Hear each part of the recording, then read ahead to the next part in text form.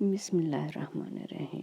سورہ مجادلہ آیت نمبر 22 میں اللہ پاک فرماتا ہے، جو لوگ اللہ پر اور روز قیامت پر ایمان رکھتے ہیں، تم ان کو اللہ اور اس کے رسول کے دشمنوں سے دوستی کرتے ہوئے نہ دیکھو گے، خواہ وہ ان کے باپ یا بیٹے یا بھائی یا خاندان ہی کے لوگ ہوں۔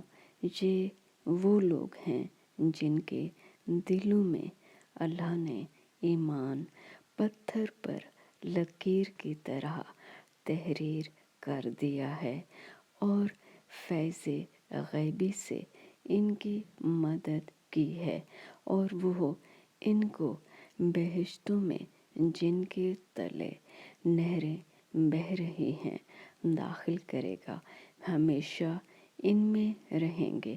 اللہ ان سے خوش اور وہ اللہ سے خوش۔ یہی گروہ اللہ کا لشکر ہے، اور سن رکھو کہ اللہ ہی کا لشکر مراد حاصل کرنے والا ہے۔